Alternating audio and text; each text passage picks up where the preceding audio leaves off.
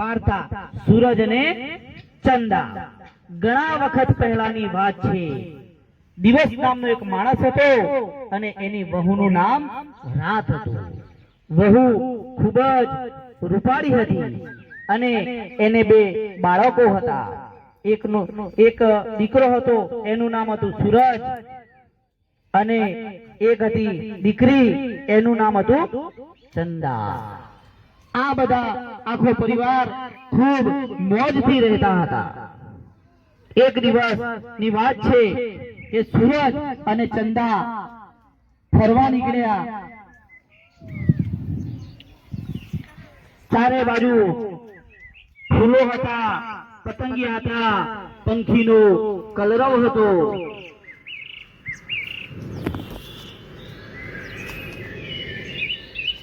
અચાનક જોયું તો ઘનઘોર જંગલ. હવે ચંદાને થયું હવે શું કરવું, પરાયા. પરંતુ તેઓ આગળ વધતા હતા. એ જંગલમાં એક મોટો અજગર રહેતો હતો. અજગર ફૂંફાડા મારે છે.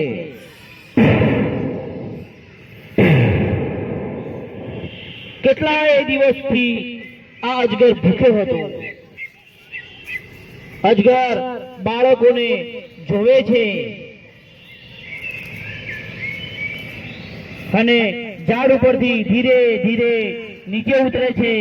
એની ભૂખ ખૂબ જ વધી ગઈ હોય છે અને એ ધીરે ધીરે ચંદા અને સૂરજ તરફ આગળ વધવા લાગ્યો. પહેલા સૂરજને ગળી જાય છે, ચંદાને પણ એક ઝાપટમાં બંને ને ગળી જાય છે. અને અજગર ચાલતો ચાલતો બંનેને ઘટી અને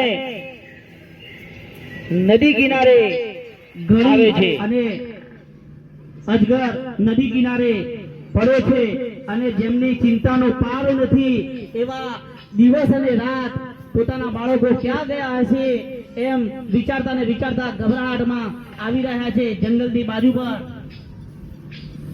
બંનેને એવું લાગે છે કે મારા સૂરજ અને ચંદા, મારો દીકરો અને દીકરી ક્યાં હશે. ચિંતા વ્યક્ત કરતા કરતા આવી રહ્યા છે અને એક ઝાડ નીચે જઈને બેસે છે. એ ઝાડ ઉપર બે કાગડા બેઠેલા હતા.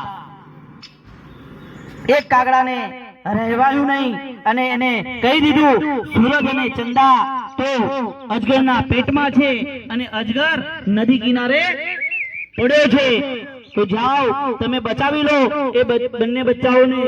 તો દિવસ અને રાત ખૂબ જ ગભરાયા. આ વાત જાણીને રાત એની બહેન ઊંઘ પાસે જાય છે.